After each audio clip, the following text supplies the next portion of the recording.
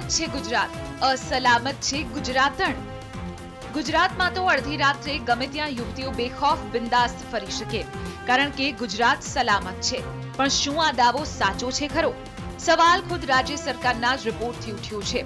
છેલ્લા એક વર્ષમાં રાજ્યમાંથી 6108 મહિલાઓ ગુમ થઈ, જેનો હજુ સુધી કોઈ અતોપતો નથી।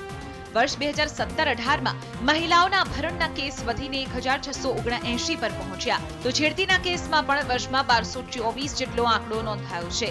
દુષ્કર્મના પણ 926 કેસીસ નોંધાયા। આંકડા જ સાબિત કરે છે કે સબ સલામતના દાવામાં દમ નથી, એટલે જ રાજ્યના ગૃહ રાજ્ય પ્રધાને ગોળ જવાબ આપ્યો। દેશભરના અનેક લોકો રોજગારી માટે ગુજરાતની અંદર આવે છે અને લોકો આટલું મૂડીરોકાણ કરે છે, એના મૂળમાં કોઈ વસ્તુ હોય તો ગુજરાતનો one of the best law and ઓર્ડરની સિચ્યુએશન છે। એના કારણે આજે ગુજરાતની ભૂમિને પોતાના મૂડીરોકાણ માટેની ભૂમિ બનાવે। TV9 ગુજરાતીની YouTube ચેનલને સબસ્ક્રાઇબ કરો અને બેલ બટન જરૂરથી દબાવો, જેથી દરેક વિડીયોના નોટિફિકેશન તમને મળતા રહે। ડિસેમ્બર 2018માં સરકારે મહિલાઓ સામે સૌથી સારા રાજ્યોની એક યાદી બહાર પાડી હતી, અને તેમાં ગુજરાત હજુ છેક 16મા સ્થાને।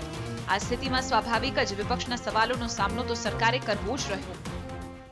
સમગ્ર ગુજરાત અસલામત છે, સમગ્ર દેશ અસલામત છે, કારણ કે સલામતીની જવાબદારી જેમને સોંપી હતી એ શાસકો સ્વપ્રસિદ્ધિની અંદર કિંમતી સમયને વેડફી રહ્યા છે। ગુજરાતમાં દારૂબંધી છે એટલે મહિલાઓ સુરક્ષિત, એવી દલીલો અનેક વખત થઈ છે, પરંતુ દારૂબંધી છતાં મહિલાઓ સુરક્ષિત નથી એ હકીકત ખુદ સરકારે સામે મૂકી છે। ત્યારે ગૃહ વિભાગે ભાગવાને બદલે જાગવાની જરૂર છે। Bureau report TV9।